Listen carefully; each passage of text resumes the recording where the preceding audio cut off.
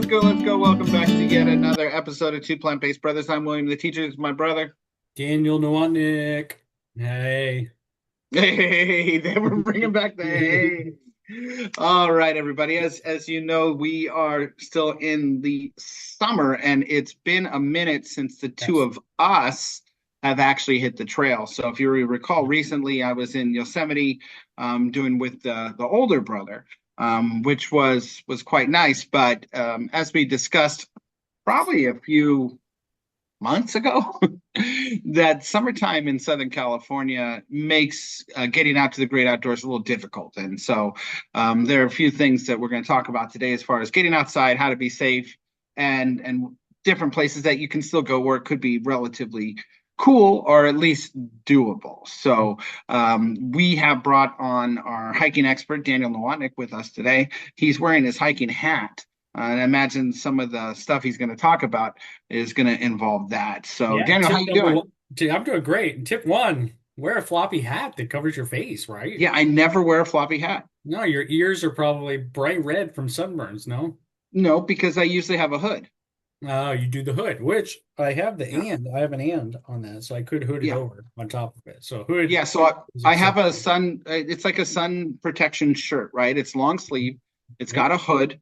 I got it at REI for a decent price, like $40 or something, and it served me quite well. As you know, when you and I have been out together, I generally wear a baseball cap, but um, with the hood for a lot of it. But Mhm. I do get really, really working up a lather, as Mud Grant would say, gets quite sweaty. So Lather. Ew. yeah, that's what Mark Grant says. Oh man, he's working up a lather. So any Padre fan knows that. So Yeah, right. so I wouldn't know that one, but interesting choice of words, I would say. But yeah, Yeah. no, we're going to catch you all up kind of what we've been doing, which is a whole lot of nothing to William's point.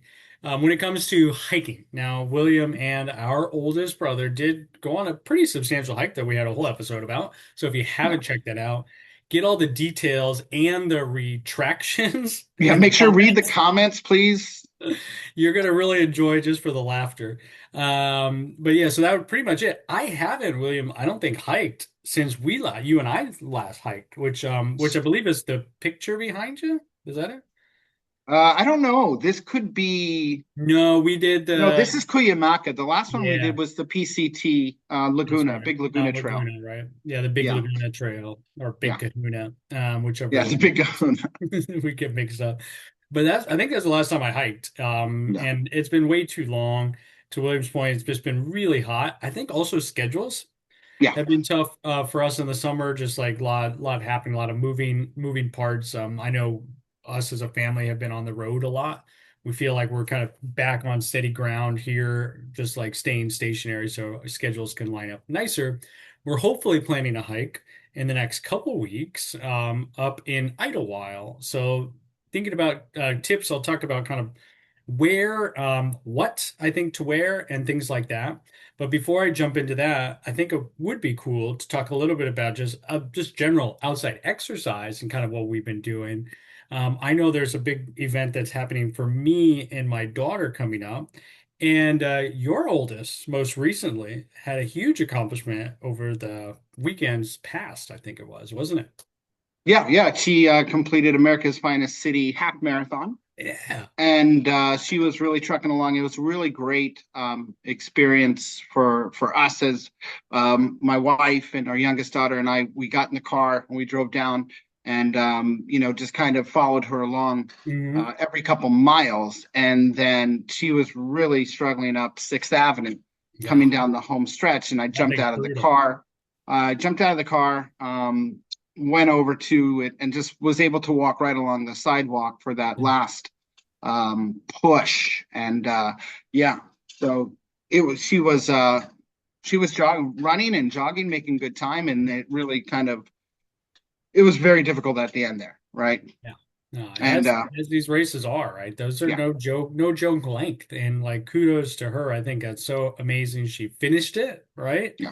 And in sweltering heat, because that's the She addition. said she didn't really feel it. I mean, the fact is, it wasn't too hot at the beginning. You start at 6 o'clock in the morning. It's That's just true. it was humid. It was it was the humidity. It was humid, right? Mm, And so yeah, she lost a lot of water and tried her best to replace it, but had some difficult times mm, along the way. But you imagine you see that 12-mile marker and a 13.1 mile, and yeah. then your calf cramps. Ooh, yeah. That was a tough thing, and it's got her just trying to stretch that out. And Mhm. the people of the half marathon were very nice, and around her, she was the final finisher. Um, Good. so it was one of those things where it kind of there's a little bit of pressure too at Mhm. the end, as they're trying to clean up and finish up, and she just kept going. And but yeah, the cramp was very difficult to deal with, and just not being able, she had trouble like keeping stuff down, but she just Mm. kept going. Yeah. So And it's a so big deal. I presume she was drinking a lot of water or trying to drink a lot of water. Was she taking Trying in to. any electrolytes during? Uh, yeah, she had some goop thing or something. I don't know, one of Hmm. those Like packets. the little But squeeze things, right? I got to see that come up. Sorry if I'm sharing too much information, Madeline, but yeah, I got to see that come Too, up. too late. Well, I was just gonna say this because I think it goes hand in hand too with hiking. And so water is important, right, to have on the trail and packing as much water as you possibly can carry Yeah, without being too uncomfortable and or knowing for sure there's water on the trail somewhere where we learned yeah, our lesson when we went up the big Laguna yeah. Trail. The Big Kahuna. Shout out to that water thing you bought. What is that water filtration system thing you Yeah. bought? Thank God, and thank God for that stream we found, Yeah. because that It, is something when you get out there, if you're competing in a marathon, a half marathon, or like we did these endurance runs, right? There's an Mhm. aid station. There are going to be people along the route with water cups and different things, Gatorades and stuff like that. But you get out there hiking, you better make sure that you can find water source, that you can filter it, and that you have enough of it, Yeah. because that could cost you your life, believe it or not. No, it really can, and then it just really it slows you down, even if you're depleted on it, right? And if it slows you Mhm. down, then you're risking being able to get back safely to wherever it is you're either going back to or going up to next to, right? And Yeah. so that's important. And so I say, in addition to it, something I always carry on me, whether it's my backpack or my running backpack, is the electrolyte tablets, Mhm. right? And those just dissolve right in a water bottle. And they have really good flavors. I like a lemon lime one, in particular. Different type of brand comes like a little canister. I think I got them at REI, if I'm not mistaken. And I think that's just great to replenish, that the sodium loss. I think from all the sweating, in particular, helps. To avoid the cramping, helps avoid dehydration. And so I know that that's something that I will always pack with me. Whether I necessarily need it or not depends greatly on the weather, it being hot, and how much my body's sweating, right? Just like you Mhm. could sweat in cold weather too. So it's I've also done important. it. Yeah, also important to bring it up with you, even if it's not hot wherever you Yeah. are. And I'm pretty sure all our watchers right now are in hot climates. So Mhm. if you're watching from I don't know, Argentina, and it's a little chilly, hey, when you're hiking, make sure to bring your tablets too, just in case. What I was going to mention too, so your daughter just completed that. I think that's huge. Congratulations, Maddie. I think that's a huge accomplishment. 13.1 miles. That's no joke. I was really excited to see you doing it. Got the updates from the family pictures, so that was fun. So congratulations. Transition into my daughter, my oldest too, Dylan. She's actually going to be doing her second 10K coming up in September. So that's something that I'm starting to train for now. And it's still going to be hot. It's still going to be that Yeah. same kind of thing. And for her, she's done it before. She did it 2 years ago when she was 8, turning 9, or had maybe just a turns 8, excuse me, 7, just turning 8. And so it was really tough for her. And so I know for me, that's the running that I'm going to be getting into lately, is training for that because my cardio is non-existent. And so the other tip we kind of alluded to before, the very beginning, is long sleeves, I think. Mhm. A lot of people think it's like too hot to wear long sleeves. I find myself I'm just cooler in it. I have a yellow version of this. I think you've seen, William. Yes. And the lighter color helps. The darker color obviously is gonna, what do you call it, absorb more. They say, I Perhaps, don't know. yeah. I'm not a scientist. I Yeah. can't say definitively yes or no on that one. I feel the difference. I'll say that between my yellow one and this one. And I just think it's helpful. It also I wore this morning on my walk with my wife around the lake, and I put the hood up if the sun's directly on my head, and I didn't have my floppy hat this morning, and so like that to me helps the just direct sunlight on it, making sure I have enough sunscreen on too. Yeah, William, go ahead, chime in.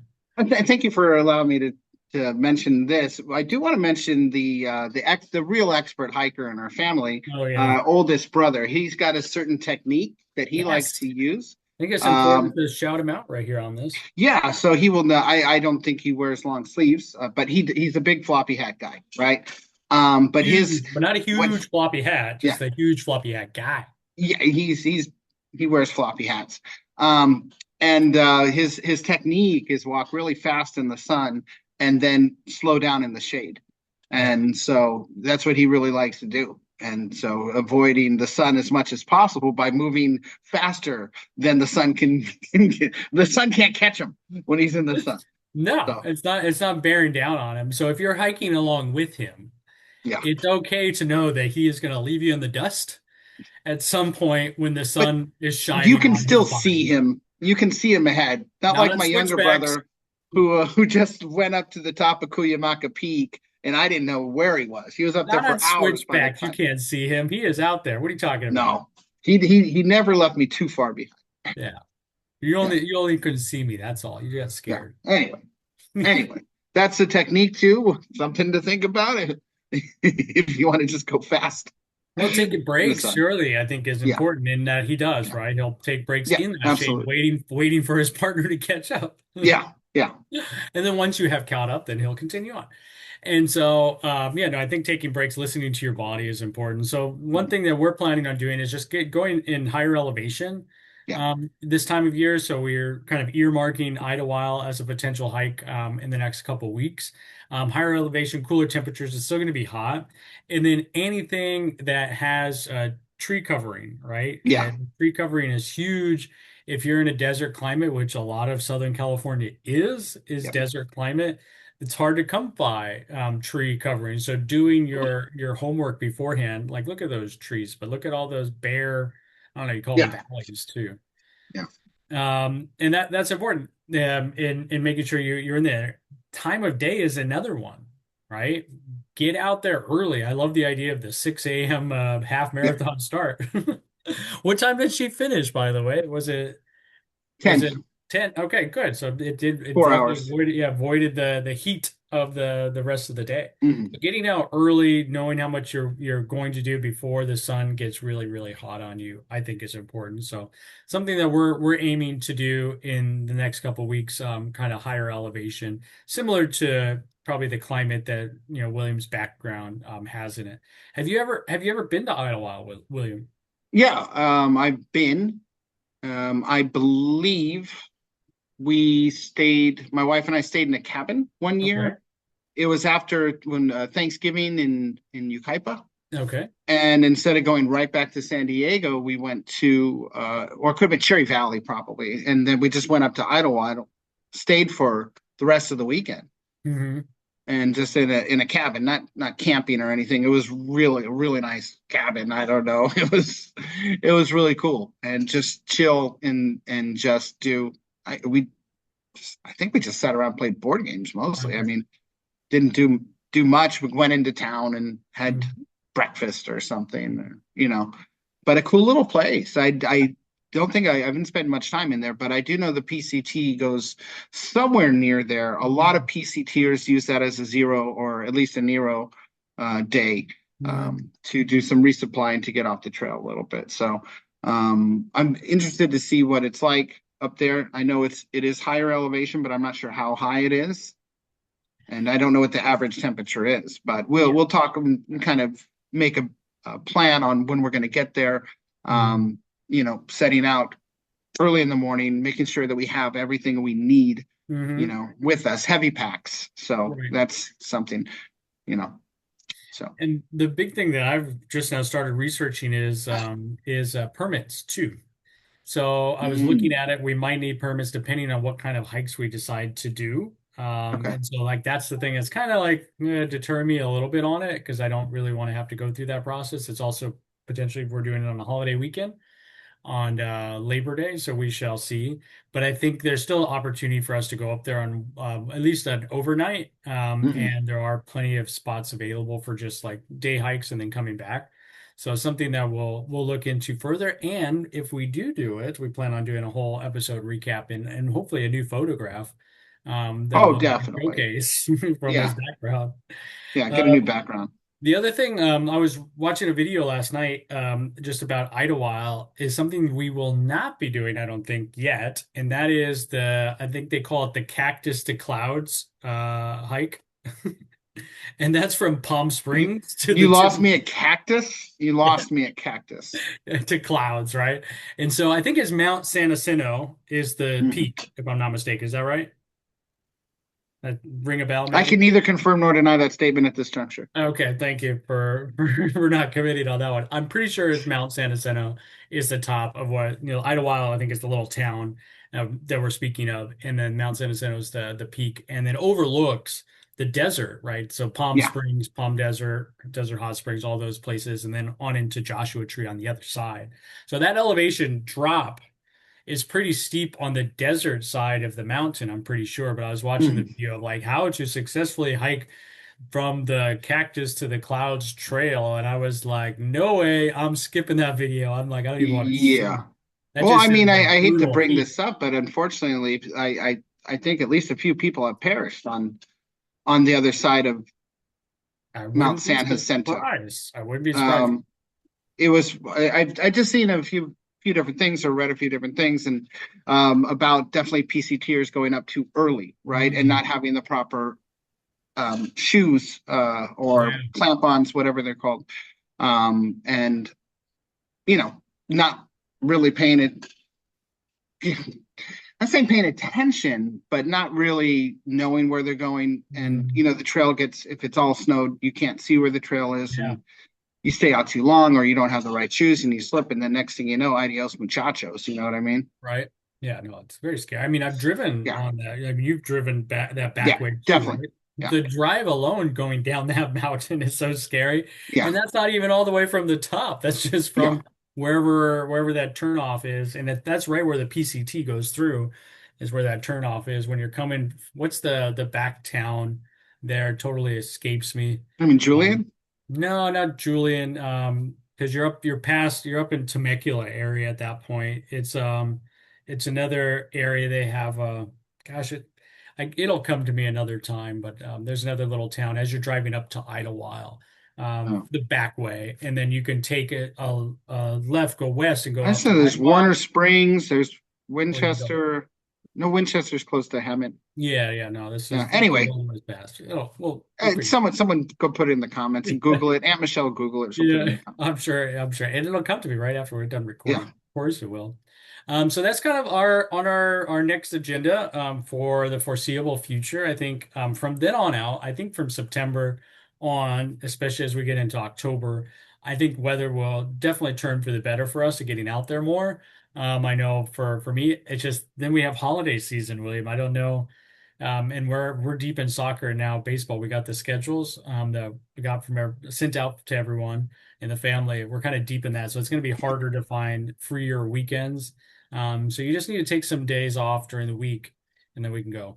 That's my proposal. Yeah, my schedule in October is packed. So anyway, we could discuss that later. But Yeah. I do want to mention that, as everyone knows, I still continue to go for my walks in San Diego. But during these summer months, I mean, I I don't know the last time I've been out to El Cajon, Yeah. right? Ooh, It's just, no. I have been spending a lot more time in the middle of the city or try to be more coastal. These are a lot of times when I get the streets marked off on the more towards the coast or the middle. And early in the morning is the way to go. It's just it's one of those things to where as the day goes on, but the thing is, it's been so humid in the morning that I'm Mhm. drenched in sweat by 6:30 a.m. Right. So, moving along, but always bringing lots of um, hydration with me, lots of liquid. Mhm. It does put a lot of weight on my Mhm. back, but I do, as a street walker, am able to go into a 7-Eleven if I run out of water. Right. And that's just something I can't stress enough for those of you going out, especially doing a desert hike or some trying to, climb certain peaks and things like that in this heat. Please be careful. Please know what you're doing, and don't be over ambitious. Go up early as possible. Stay hydrated. Bring enough water for yourself. Make sure you're covered and you're taking those precautions. Hmm. And so the obviously each season allows for different dangers, I guess you could say, but the precautions that need to be happening. Look like Daniel, wear your floppy hat in the summertime. Yes, it'll help you, or get a hood. Yeah, I mean, do that too. But there's a lot to think about. But the great outdoors and hiking can still be a wonderful thing. It's just that the summertime's hard down here, you know? It is. Feels like it. Yeah, and Yeah. it's even harder if we're like where we're both from, which is Yucaipa, California. Even hotter there. Yeah, I mean, why don't we just drive up to Yucaipa and then walk up to Big Bear? No, not gonna You want happen. to do that? No thanks. Okay. Well, That's all I yeah. got. Okay. Well, thank you very much for the insights, Daniel. Appreciate it, and the tips. And for those of you out there, what kind of things do you prefer doing in the summertime? I mean, is this some? Do you have specific trails you really like doing? Are there different things that you prefer doing in the summertime versus the wintertime? Do you make any changes, or are you the kind of person that just does the same thing all year round? Let us know. We'd Be love to glad to hear. hear it. Yeah. Yes. Anyway, that's all I got. So until next time. All right. Peace.